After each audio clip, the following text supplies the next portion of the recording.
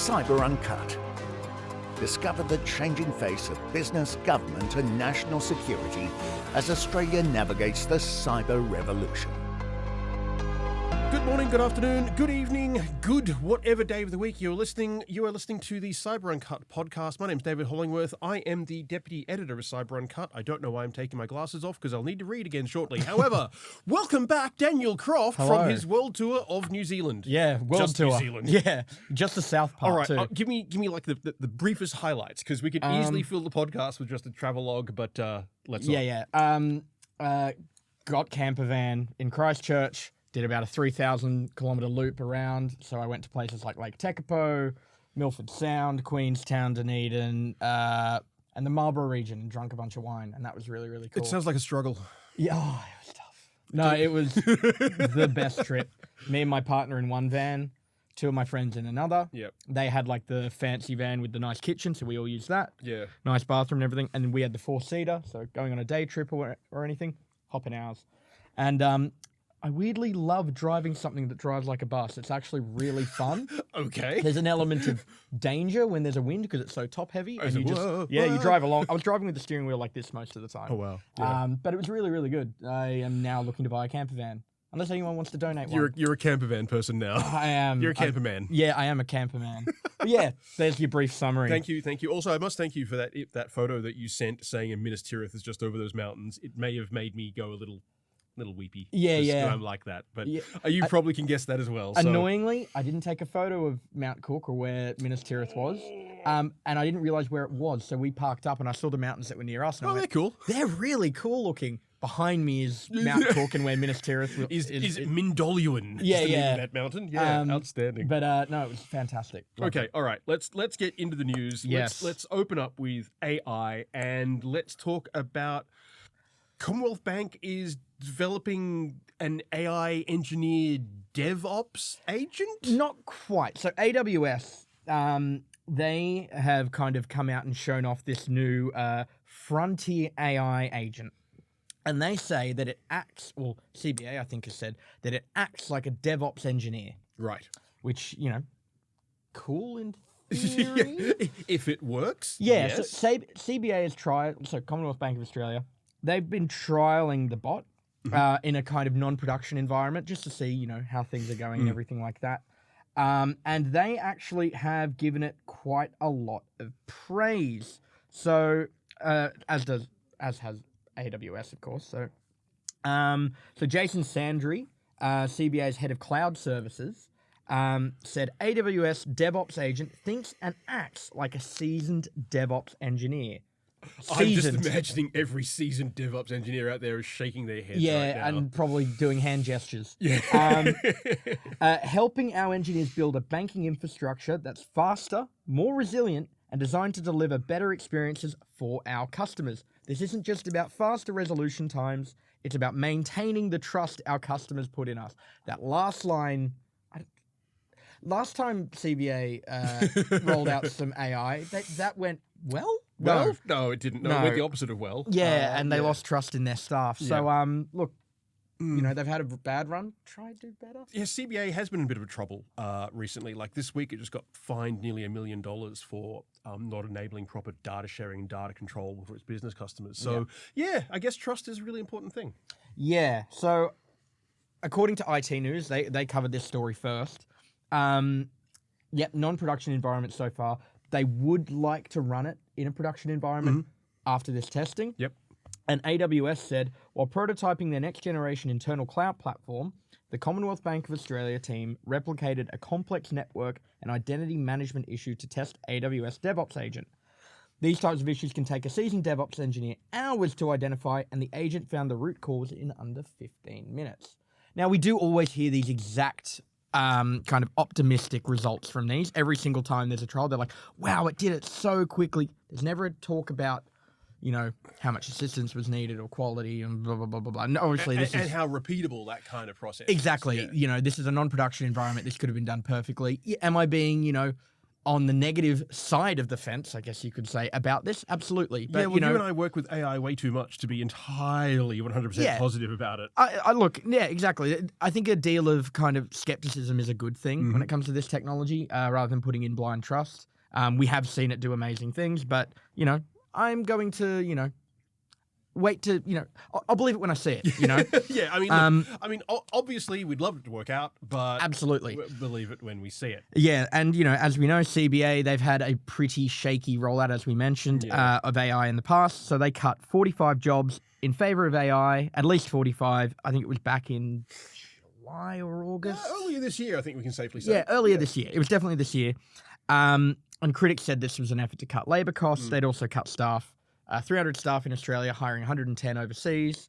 And when that AI rolled out in customer service, I know. they were like, it's going really good. Where the reality was that they were getting team leaders to jump on phones because call volumes did not drop. They skyrocketed. Ooh.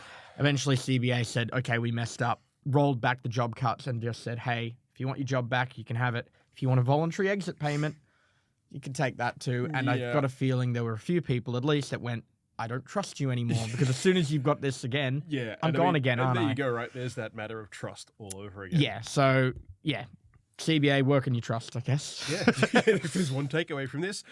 If there is a second takeaway from this, is that AI news is interesting, and if you want to read more of it, you should go to AI Daily. Yes. Proudly sponsoring, unofficially, I guess. No one's making money out of this. Cover it. But anyway, go along to AI Daily and you get more AI news, including that and this as well. Let's talk Pete Hegseth, because I love the United States Secretary of War. Yeah, I feel a beer feels appropriate. A beer does feel appropriate. So he and one of his undersecretaries on behalf of the Pentagon have just announced a new hyper-capable military capable of handling sensitive data, what is effectively a chatbot. So the Pentagon launched this yesterday, actually 2 days ago, considering when we're recording this. It's called GenAI.mil. Yes. It is designed to handle, as I said, sensitive data. It operates under a couple of mil-spec data handling parameters. But ultimately, it's just Gemini for government. It's Google's AI tailored for a government thing. And this is tailored for the US military. And I just need to talk about how it's been framed, because it's really a lot. This is Emil Michael, Undersecretary of War for Research and Engineering. He said, there is no prize for second place in the global race for AI dominance. We're moving rapidly to deploy powerful AI capabilities like Gemini for government directly to our workforce. AI is America's next manifest destiny, and we're ensuring that we dominate this new frontier. Yeah.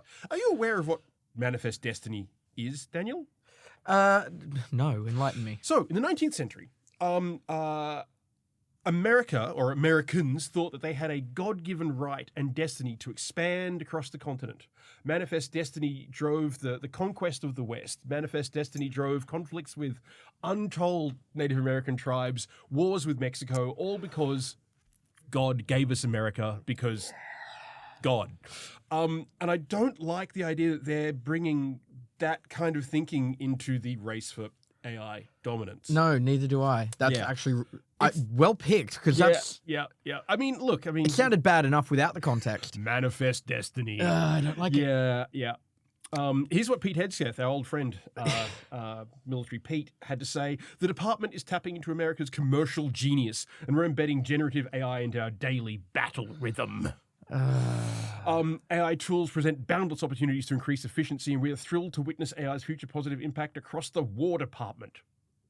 Battle rhythms. Yeah, didn't he Manifest say something? Destiny. He said something about this AI will be used to make the Department of War more lethal. More lethal. Was one of the words he used. But you know what it's designed to do, and this is what he explained on another video which he posted to X, the platform formerly known as Twitter.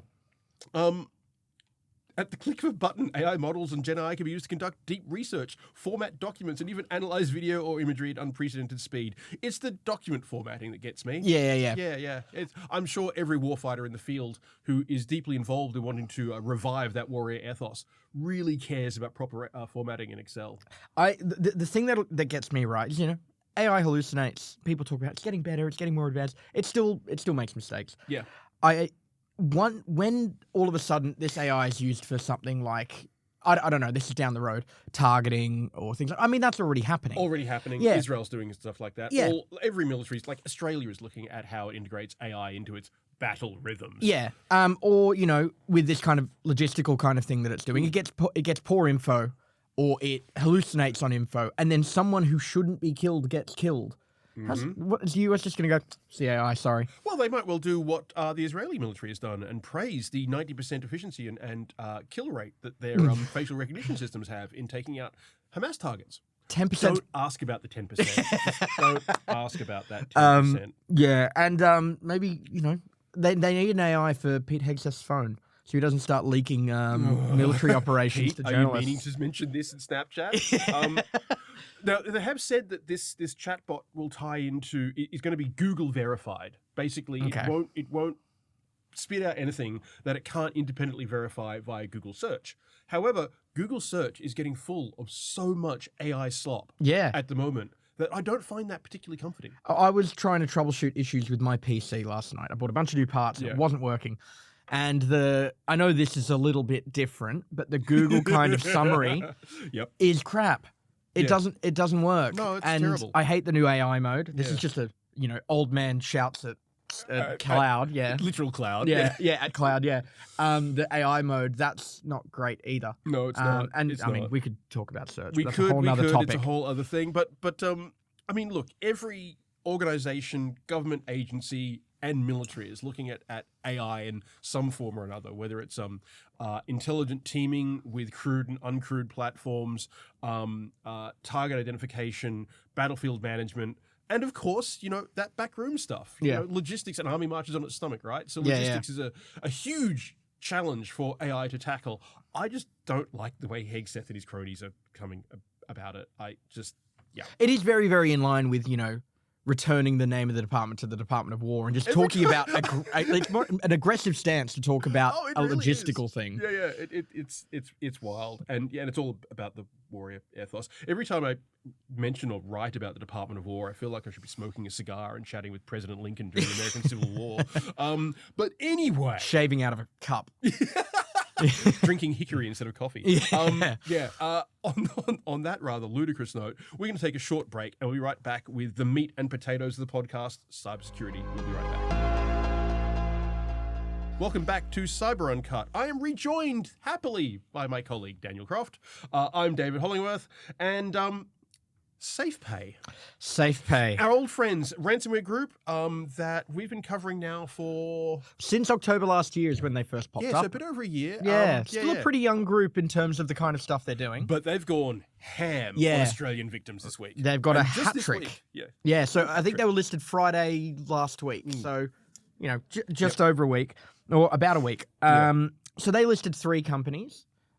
We're still kind of investigating one, so we won't touch too much on that yet, but that story should come up tomorrow for us, but today. Now, yesterday, some other time. So there were 3 listed, and in no particular order of when they were listed. Aussie jeweler Bex Group was one of them. Now, Bex were really, really good with this. So SafePay doesn't actually talk too much about the breach itself. They set a timer. And then, you know, off it goes. Now, Bex had already put out a statement when I started looking at this, which was absolutely proactive stuff there. Listing was on last Friday, and I looked at this on Monday. Statement. And they confirmed that some data has most likely been compromised. I haven't looked at the data, but, you know, they're not beating around the bush or delaying anything. They've done an initial investigation. It's still ongoing. They've worked with, you know, ACSC, all the relevant authorities. They're doing this perfectly. Doing a really, really good job. They've also said that if you've ever been a customer of Bex, currently or previously, you know, keep an eye out on your contact and all that kind of stuff. So it sounds like with those warnings that there is it's customer data that was potentially at risk here. But look, the response has been really, really good. Now, the other one... Has SafePay published anything yet? The timer has expired, so they will have... It could well have been published by the time you're listening to this. Now, the other one is a company I hadn't heard of, but our Lawyers Weekly team very well knew. Yes. a service called Barnet, and they knew it mostly for a service they run called Also Barnet. known as Bar Network. Yeah. Bar Network, yes. So Barnet Jade is the service that they knew, which is something you can look up cases and legislation and get case tracking and all of that. So SafePay also listed Barnet on their dark web leak site. So Barnet they provide like internet services, Barnet Jade, as I just spoke about, web hosting, file sharing, and things business like that. hosting as well. We saw that in their website too. Yeah. So they do a lot for legal professionals. It's all for the legal industry. Now SafePay listed them as well around the same time, and they have posted data, and I have had a browse. Now, there isn't actually a ton covering, from the data that's there, not many people were affected. But they did post one individual. I'm not going to be going into any more details than that. And it seems to be a rip of just that individual's device. Yes. Yeah. Daniel and I both looked at this, and it looks like either this guy was hosting his desktop maybe on this Barnet service, or they've gotten to him via Barnet. It's or really file hard. sharing stuff. File sharing. But while it is just one person, it is a profound amount of business and personal data linked to that individual. Yeah. So, I won't go into too much detail, but personal documents, work documents, contracts containing boundless amounts of personal information and stuff that could be used for blackmail and things like that. Yeah. Not that this person's done anything wrong. No, He's a victim. No, absolutely a victim, yeah. But, so it's really unfortunate to see. There was a point where I was looking through it and I saw the name of one folder and I went, oh. And it really, my heart dropped. Mean. Yeah. And I was like, oh. When I say profoundly deep amount of data on an individual, Yeah, there is a lot. Yeah. So, and it really does, based on what was there, it looks like they got rips of just a number of devices. Yeah. This individual's being one of them. Yeah. So, yeah. And we're tracking a third Australian victim as well that you're still looking into. We are, and it is a medical centre. Yep. I forget the name of it off the top of my head. That story. Well, I mean, we're still working on it. So, yeah. I'm and hopefully medical centres. I mean, that's always a bad one. Yeah, there's never. I mean, there's never a good hack, but a medical centre hack always has some stuff that makes you really your heart drops into your gut. Yeah, it does. So yes, but SafePay's been busy, and among those, as well as those three, I should say. There's been a wealth of listings from other countries. So SafePay have really ramped up their activity in the last week or so. What do we know about SafePay? SafePay, so they, as I said, started in October 2024. Yep. They don't say a lot in their listings, but they do say that they aren't a ransomware host, I believe, something like that. Yeah, SafePay Ransomware has never provided and does not provide ransomware as a service. Okay, so that's interesting. They are just their own outfit. Yeah. They're not selling their ransomware to affiliates. They're just in it for themselves. Yeah. And it's interesting you mentioned they don't say a lot about themselves, because some groups are just experts at self-promotion and publicity. Yeah. It's like you're looking at a slick commercial page for a commercial product that you could go out to the shops and buy off a shelf. Yeah. Others just we're not political. We want money. Yeah. That's it. Yeah. And this is we don't have to say anything. Our work speaks for us. And it does. Yeah. And they do a lot. So they've been observed targeting Aussie businesses, obviously. UK, US, Italy, New Zealand, Canada, Belgium, Brazil, Germany, Barbados, and Argentina, and much more now. But that's just a handful of them. That speaks to a remarkably, entirely opportunistic. Completely opportunistic. No big game hunting. Completely financial. I don't think we've ever observed them targeting any massive iconic companies or brands. And I don't think they do. I think that's just not what they're interested in. Going after the small rather fish. A half dozen small paydays than one big one. Yeah. And based on how they operate, they could be, it sounds like they could be quite effective, because they just get a massive number of businesses. Yep. So yeah, quite a devastating group. One that I think doesn't get talked about enough, really. No, absolutely. When they first came on the scene, I can't remember which website it was, but somebody was talking about how it is not safe to pay SafePay. Yeah, it's a bit of a kick in the guts, that name. It really is. So that's a whole lot of cybercrime. Let's talk the social media ban, because by now, every Australian under the age of 16 is now restricted from accessing social media. They would have woken up yesterday, tried to get an Instagram, and been told, by the way, you got to now prove how old you are, blah, blah, blah. It's now it's happening. Apparently, according to The Guardian, they're already seeing quite fundamental impacts from it, whether good or bad. Yeah. But, I mean, it's impossible to get away from the fact that we have just now barred a significant percentage of the population from accessing the same stuff that we all get to access and enjoy. What's weirded me out is that I've not had to verify anything because Same. a lot of these kids are going to have accounts that say they're older than they are. Yeah.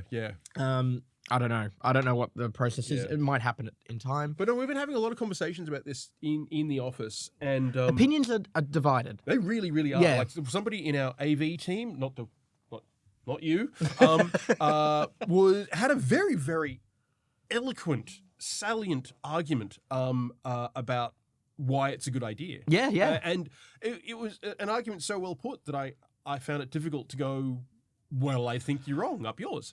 It was more like, okay, that's a really good point. Yeah, I just think I just have different points. Yeah, I think but neither of us are fans of it, but it is such a grey thing. Yeah. Because, of course, the argument to defend children from the horrors that happen online, got no issue with that. You know, one of the things that we sadly cover all too regularly is the power of nudify apps. Yeah. And how they can be used to harass and bully and all kinds of horrible things. Yeah. And this is happening to kids in school, outside of school, what have you. So, yeah, I mean, social media can absolutely be a bad thing, but we also know it can be a good, positive thing in children's lives. For me, it was a case of where eSafety's gone with this. It seems like in a lot of cases they're pointing the kind of like legislation in the wrong place. Like 4chan, for example, not being banned. You keep coming up with 4chan. Yeah. It's like that would have been the first place I went. And I know I've said the same about Snapchat, but 4chan even better first target. Yeah. But you know, YouTube. I know. I forget her name. Someone from YouTube was saying, like she's obviously had issues with the social media ban, and she made a really good point. If you have a child with YouTube and you're a parent, you can actually set restrictions on their account. There are protective things to keep them from seeing harmful stuff. Yeah. Now they can't do that. These kids can only use YouTube with either a YouTube Kids account, which why would they sign in if they want to see certain things? And you need to sign in to see over 18 content anyway. When they no longer have any control over what the lack of algorithm shows them.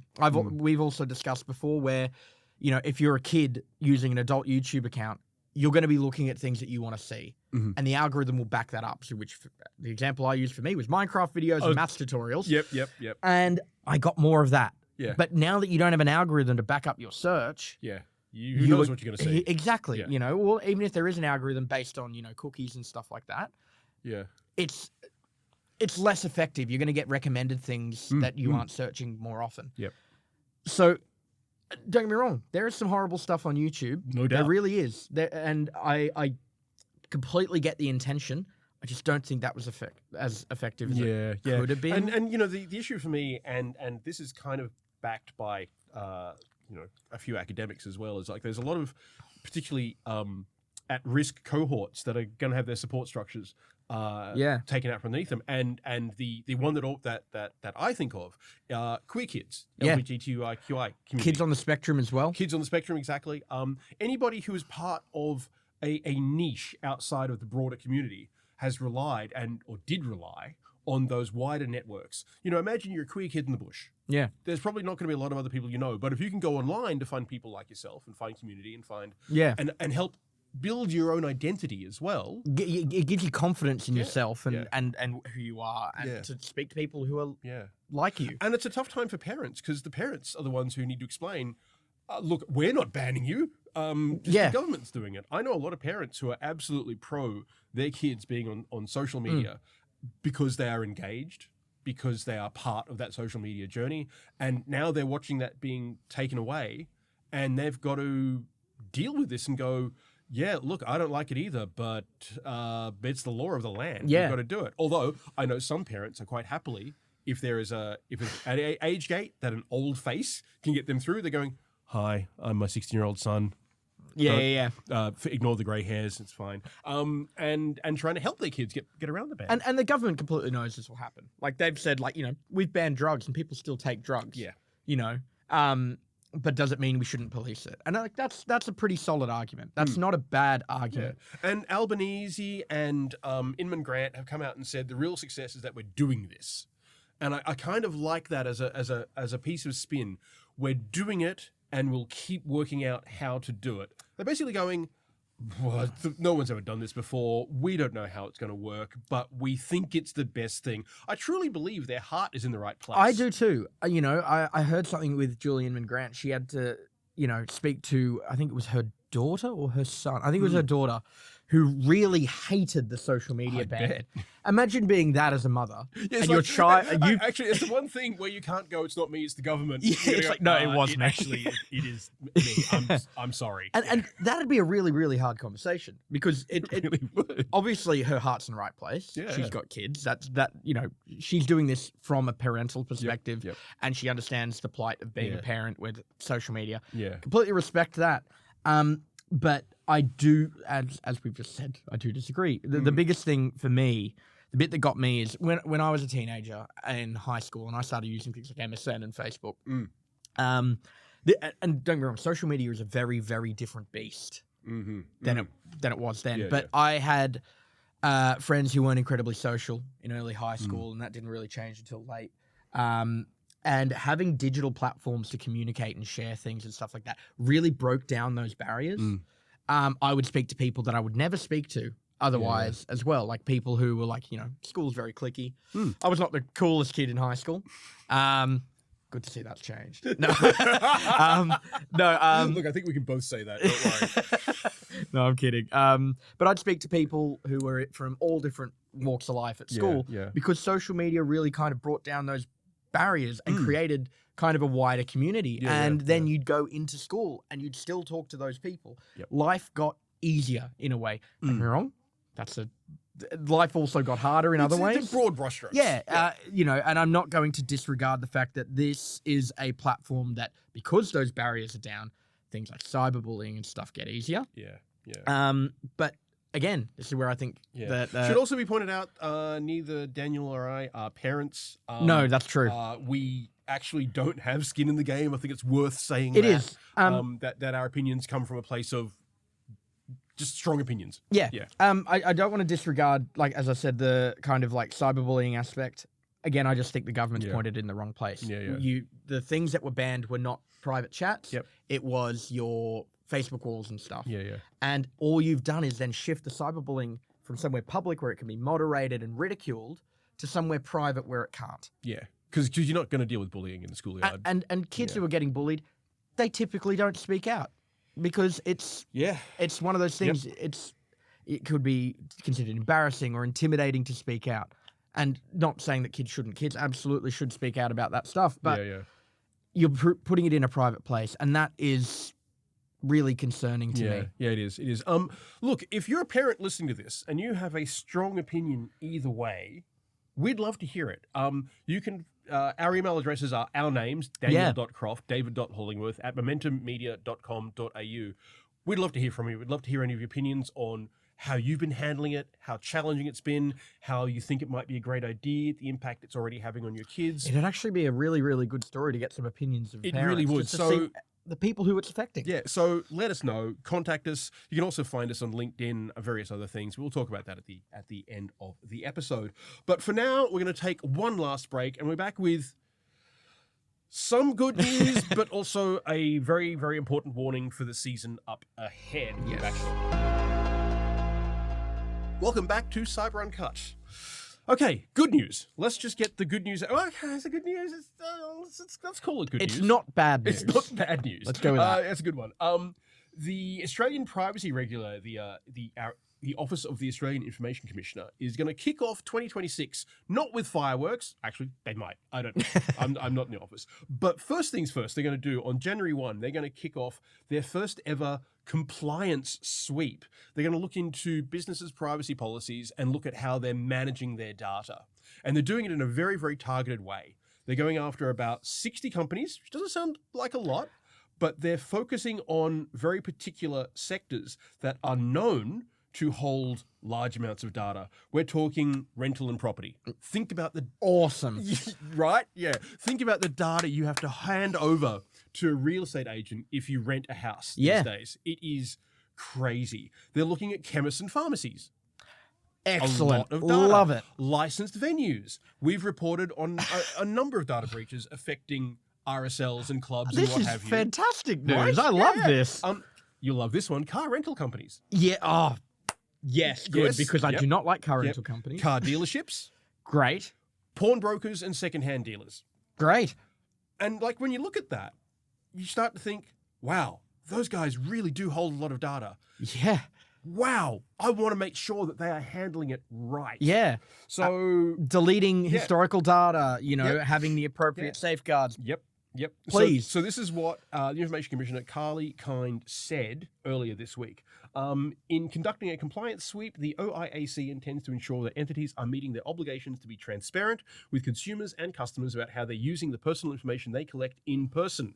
And that's the thing. This is all the stuff that's collected in person. Yeah. Not just entered into a on screen, which Yeah, a lot yeah. of rental stuff is these days. Well, you go to a licensed venue and they got to give them the license, especially. But if also, I guess that's in person. Yeah. In That's person, what I'm we saying, hope yeah. this will also catalyze some reflection about how robust entities' privacy practices are, and whether more can be done to improve compliance with the Privacy Act. The Australian community is increasingly concerned about the lack of choice and control they have with respect to their personal information. The first building block of better privacy practices is a clear privacy policy that transparently communicates how an individual can expect their information to be collected, used, disclosed, and here's the kicker, destroyed. Beautiful. Yeah. Dan and I, we see so often data that's just being held way longer than it needs to be. Yeah, a hack that got uploaded yesterday. Data has never, ever been online before, and it's from 2001.